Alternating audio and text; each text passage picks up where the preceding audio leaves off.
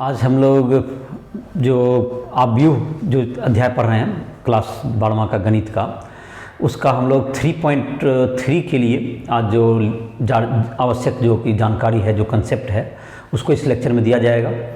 और उम्मीद है कि 3.1, 3.2 ये सब तुमको आसानी से बन गया होगा। आव्यूह तो ज़्यादा मुश्किल अध्याय नहीं है, एनसीईआरटी बुक से तुम इसको आसानी से बना सकते हो। और जिस क्वेश्चन को बनाने में दिक्कत हो रहा है, राइट ऐप के माध्यम से हमसे किसी भी फिजिक्स, केमिस्ट्री, मैथ किसी भी चैप्टर में JEE mains, JEE advance, engineering, medical या किसी भी एग्ज़ाम की तैयारी करनी हो तो उसके लिए तुम हमें संपर्क कर सकते हैं इन एग्जाम्स के लिए। तो नोट्स के लिए तुम राइट ऐप को, उसके लिए भी स्टूडेंट डाउनलोड करते हो, उसमें फिजिक्स, केमिस्ट्री के नोट्स भी मिल जाएंगे। और मैथमेटिक्स के लिए तुमको चाहिए, कोई क्वेश्चन नहीं बन रहा है तुमको किसी भी बुक से हो, तो उसके लिए तुम हमसे संपर्क कर सकते हो।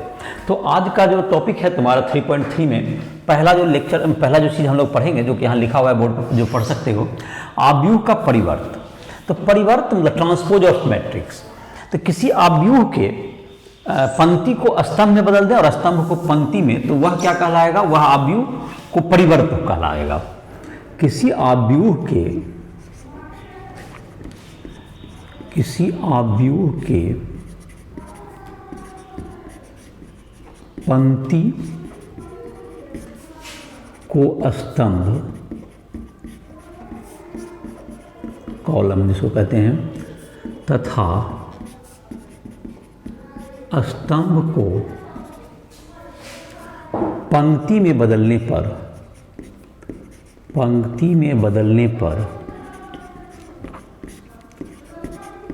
पर आव्यूह का परिवर्त प्राप्त होता है। आव्यूह का परिवर्त प्राप्त होता है। तो आव्यूह का परिवर्त प्राप्त होता है।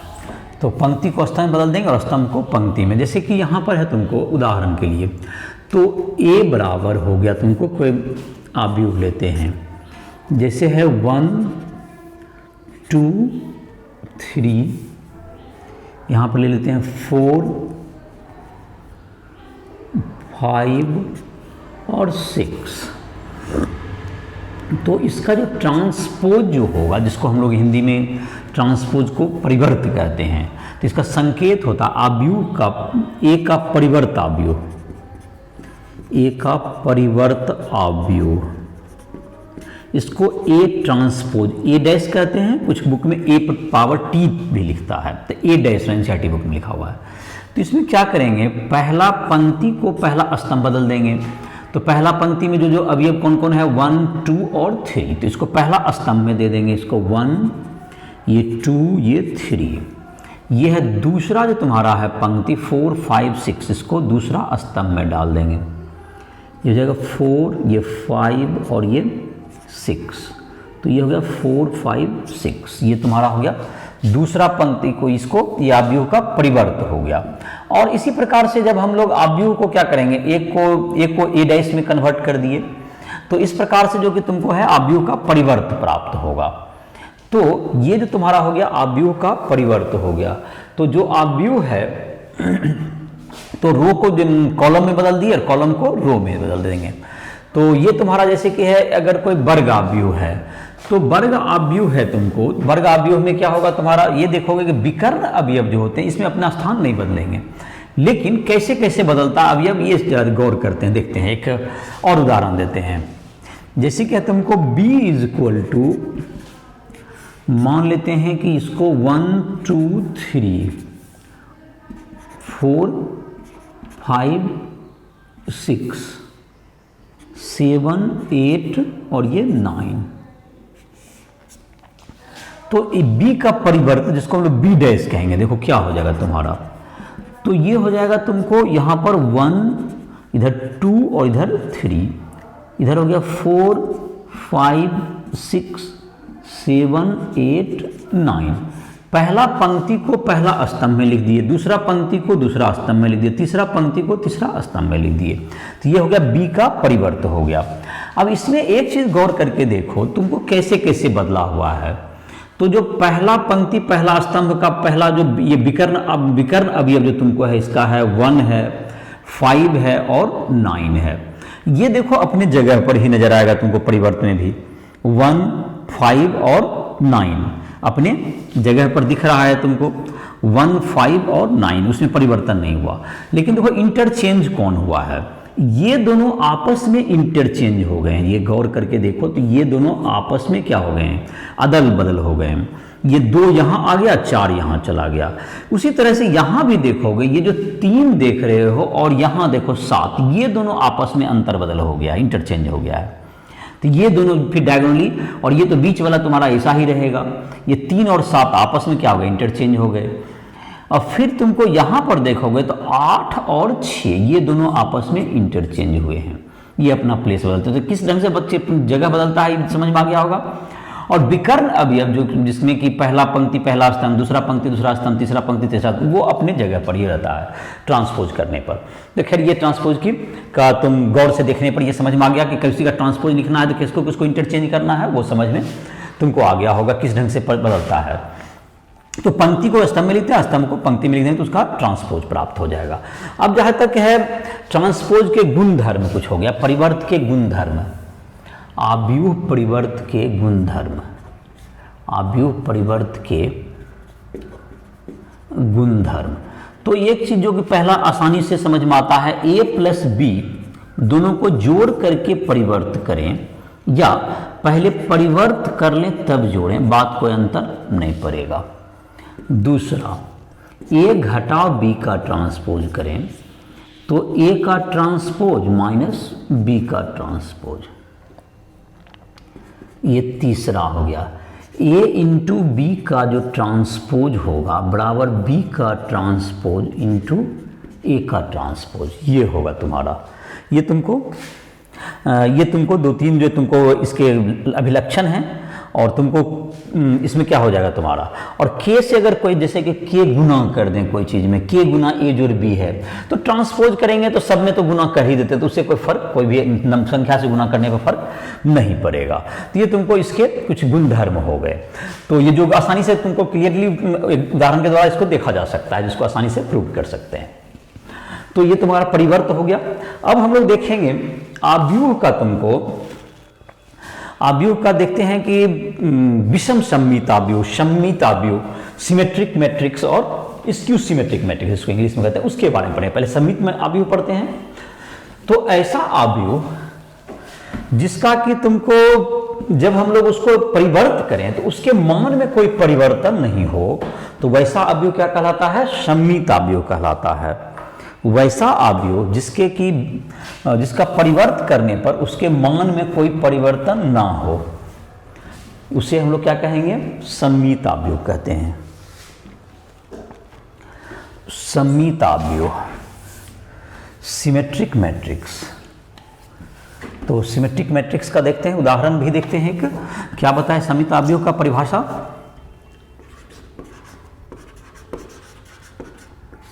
सम्मित आव्यूह,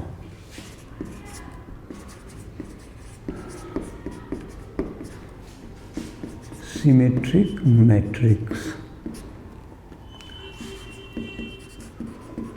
वैसा आव्यूह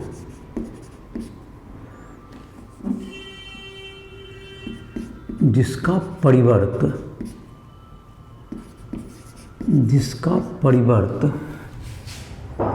दिए गए आव्यूह के समान हो, जिसका परिवर्त दिए गए आव्यूह के समान हो, सम्मित आव्यूह कहलाता है। सम्मित आव्यूह कहलाता है, सम्मित आव्यूह कहलाता है। तो ये तुमको हो गया कि जिसका कि परिवर्त उसके समान होगा। तो जैसे कि a है, तुमको a का मान हो गया तुमको, जैसे कि इसमें क्या होगा, सम्मित आव्यूह में जो गौर किया था अभी जो बता रहे थे, तो a जो है तुमको a बराबर a डैश होना चाहिए सम्मित के लिए। ये तुमको संकेत मगर लिखना चाहें पहले, उदाहरण देने से पहले एक लिख देते हैं इसको गणित रूप में।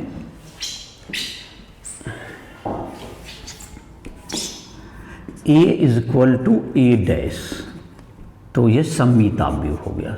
सममित सिमेट्रिक मैट्रिक्स, ये तुमको ऐसा होगा। अब जहाँ तक उदाहरण देने के का बात कर रहे थे, तो एक बात तो ये तुमको देखा होगा कि जब हम लोग अभी बना रहे थे उदाहरण, तो ये जो तुम्हारा था ये अपने जगह पर ही रहता था, इसमें कुछ भी लिखेंगे विकर्ण अवयव तो उससे कोई फर्क नहीं पड़ेगा। तो इसका मतलब ये हुआ कि अगर इसको ए लिखते हैं, इसको बी लिखते हैं, इसको सी लिखते हैं, तो एक अवयव हुआ ही। तो ये जो तुम्हारा ये दोनों यहाँ पर जो है, ये दोनों आपस में प्रथम पंक्ति प्रथम स्तंभ, दूसरा पंक्ति पहला स्तंभ, ये दोनों अवयव आपस में इंटरचेंज थे। अगर इसको सम्मिलित होना तो इसको बी लिखना पड़ेगा हमको, ये दोनों आपस में इंटरचेंज होंगे जब ट्रांसपोज करने पर। यहाँ पर कोई फर्क नहीं पड़ता है, आप जो लिखना चाहिए यहाँ लिख दीजिए, कोई फर्क नहीं पड़ेगा। तो यहाँ पर अगर मान लेते हैं आप लिख देते हैं, यहाँ पर लिख दीजिए कुछ भी x लिख दीजिए, कोई फर्क नहीं पड़ता है यहाँ पर। ये तुम्हारा अब क्या है, ये x के जगह पर ही रहेगा अपनी जगह पर। अब तुमको यहाँ पर जो तुम्हारा है, यहाँ पर भी कुछ भी लिख दीजिए, d लिख दीजिए, चलिए d लिख दिए। अब देखिए यहाँ पर जो ये अवयव और ये अवयव आपस में इंटरचेंज होता है, यहाँ पर अगर सम्मिलित आपको कर रखना है तो इसको c ही रखना पड़ेगा, और ये अवयव यहाँ से इंटरचेंज होता है तो यहाँ पर आपको d ही लिखना होगा, और यहाँ पर कुछ भी y लिख दीजिए आप। तो ये तुम्हारा अब जो है तुमको इसका ट्रांसपोज इसके इक्वल ही होगा।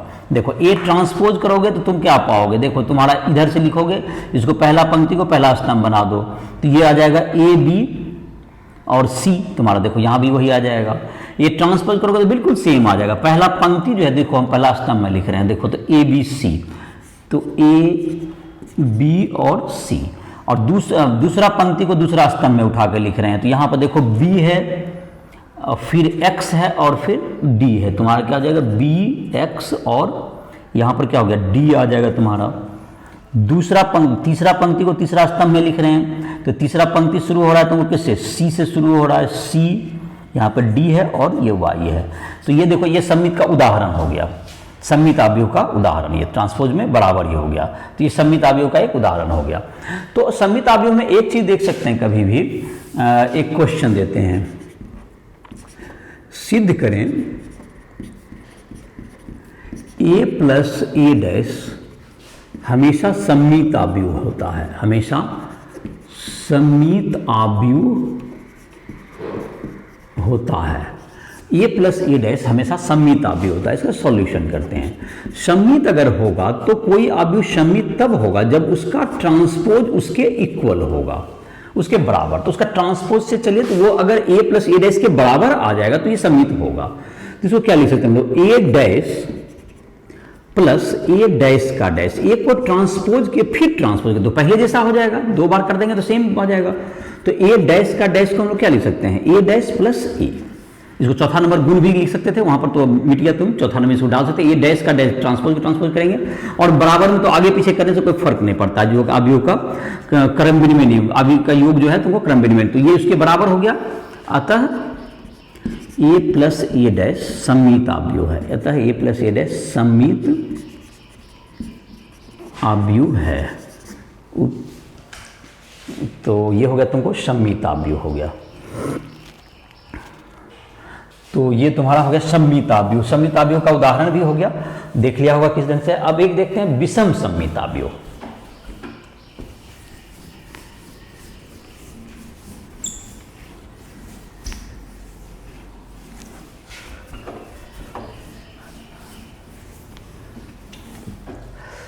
Skew symmetric matrix.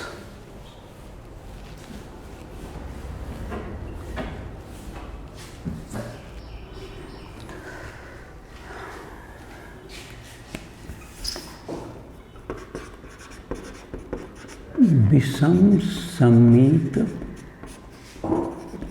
अवयव स्क्यू सिमेट्रिक मैट्रिक्स, जिस अवयव का परिवर्त अवयव के ऋणात्मक के बराबर होता है, अवयव के ऋणात्मक के बराबर होता है, बराबर होता है, बराबर होता है विषम सममित अवयव कहलाता है। ए डैश बराबर क्या हो जाए माइनस ए, ये तुमको विषम सममित हो गया, ये विषम सममित क्रिया मैथमेटिकली लिख सकते हैं विषम सममित स्क्यू सिमेट्रिक। ये तुम्हारा ए डैश बराबर माइनस ए, ये तुम्हारा हो गया विषम सममित अवयव। अब है तुमको उदाहरण दें। विषम सममित अवयव तो ए डैश माइनस ए होने का मतलब है कि तुमको अभी हमने देखा कि ये जो वर्ग विकर्ण जो अवयव होते हैं वो बदलते नहीं, तो विकर्ण अवयव में माइनस भी अंतर हो और बदले भी तो वो तो शून्य ही हो सकता है। तो स्क्यू सिमेट्रिक मैट्रिक्स से कभी भी विकर्ण अवयव शून्य ही होते हैं। और यहाँ पर जैसे कि यहाँ पे 2 लिखिएगा तो यहाँ पर आपको -2 लिखना पड़ेगा, क्योंकि ये दोनों आपस में इंटरचेंज करेगा और माइनस का अंतर होना चाहिए, इसमें आपको शून्य ही लिखना पड़ेगा। यहाँ पर आप लिखना चाहते हैं जो भी लिख दें, कोई दिक्कत नहीं है, लेकिन यहाँ पर जो लिखेंगे इसका जस्ट उल्टा यहाँ पर चिन्ह क्या करना होगा, ये माइनस होगा। और यहाँ पर आप जो भी यहाँ पर लिखेंगे 4 तो यहाँ पर -4 लिखना होगा। और यहाँ पर विकर्ण अवयव में आपको शून्य ही लिखना पड़ेगा। तो अब इसको जैसे कि तुम ट्रांसपोज करके देखो तो ए डैश बराबर -a हो जाएगा तुम्हारा। ए का ए हो गया, तुम्हें यहाँ पर ट्रांसपोज करेंगे 0 2 और 3 है, तो यहाँ पर जब इसको डालेंगे इधर तो देखो यहाँ पे 0 2 3 आ जाएगा इधर, और ये -2 हो जाएगा। तो हर जगह तुमको क्या आ जाएगा, तुमको माइनस का डिफरेंस आने वाला है। 0 2 3 है तो 0 2 3 और यहाँ पे 4 है तुम्हारा, एक में 4 एक -4, तो तुम्हारा ये आ जाएगा, तुम्हारा माइनस का डिफरेंस आ जाएगा। जैसे एक ट्रांसपोज लिखते हैं देखो, तो यहाँ आ जाएगा, इसको इधर लिखेंगे 0 2 और 3 ऐसा हो गया। और ये चला जाएगा कहाँ तुमको -2 और ये फिर 0 और यहाँ पर क्या आ गया तुमको -2 0 और ये तुम्हारा है 4 है, तो यहाँ पर तुमको 4 है तो एक जगह क्या होगा -4 होगा। तो ये तुमको ये सेकंड नंबर नीचे जाने वाला है तो माइनस का अंतर हो जाएगा तुम्हारा, ये तुम्हारा हो जाएगा 4 हो गया तुम्हारा, यहाँ पर 4 हो गया। यहाँ पर तुम्हारा तीसरा में जाएगा तुम्हारा तो क्या हो जाएगा, यहाँ पर ये 3 है तो ये 3 है तो यहाँ पर ये -3 हो गया, तो ये -3 ऊपर चला गया, -3 ये -4 और ये हो गया 0, तो ये देखते हो -a के बराबर हो गया। ए ट्रांसपोज बराबर क्या हो गया -a हो गया, अंतर तुम्हारा सेम अंतर हो गया। अब क्वेश्चन देते हैं जैसे उदाहरण के बाद। तो इसमें क्या ध्यान रखना है कि जब भी विकर्ण अवयव को 0 करना होगा, ये दोनों जो अवयव है तुमको जो पहला पंक्ति दूसरा स्तंभ, दूसरा पंक्ति पहला स्तंभ, वो दोनों आपस में इंटरचेंज, पहला पंक्ति तीसरा स्तंभ, तीसरा पंक्ति पहला स्तंभ, ये आपस में इंटरचेंज होगा। दूसरा पंक्ति तीसरा स्तंभ, तीसरा पंक्ति दूसरा स्तंभ, ये दोनों आपस में ये सभी अवयव इंटरचेंज होते हैं। तो उसमें एक में प्लस देंगे तो एक में माइनस दे देंगे, तो हमारा विषम सममित अवयव हो जाएगा। क्वेश्चन लिखते हैं, एक सिद्ध करें a माइनस ए डैश विषम सममित अवयव है, विषम सममित अवयव है। आंसर, तो विषम सममित अवयव के लिए क्या होना पड़ेगा कि a माइनस ए डैश का डैश, इसको माइनस के बराबर, माइनस के इक्वल पूरा करेंगे, तो ये तो हो जाएगा a dash minus A dash का डैश, ए डैश का डैश तो फिर क्या हो गया a हो गया, तो a डैश माइनस ए, इसमें माइनस कॉमन आ जाएगा तो ये हो जाएगा a माइनस ए डैश। अतः a माइनस ए डैश विषम सममित अवयव है, विषम सममित अवयव है। ये क्वेश्चन में भी बना सकते हो आसानी से, 3.3 का ये सब जो है तुमको बन जाता है। अब एक जो तुमको दिया हुआ होता है, एक क्वेश्चन कहता है कि तुमको सिद्ध 2 अवयव को सममित और विषम सममित अवयव के जोड़ के रूप में लिखना। 2 अवयव को, एक अवयव को एक अवयव को 2 इस ऐसे अवयव के जोड़ के रूप में लिखें जिसमें कि एक सममित हो और एक विषम सममित हो। तो हमने अभी देखा कि a प्लस ए डैश क्या होता है, सममित अवयव होता है, और a माइनस ए डैश विषम सममित अवयव होता है। तो इसके आधार पर, इस जानकारी के आधार पर हम लोग इस प्रश्न को बना सकते हैं, इस तरह के प्रश्न को।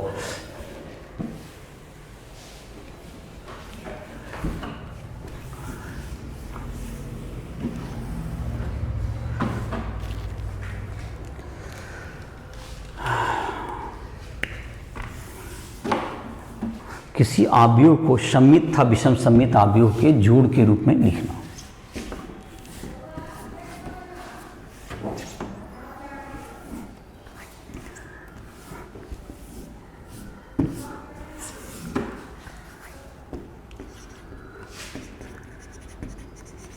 किसी आव्यूह को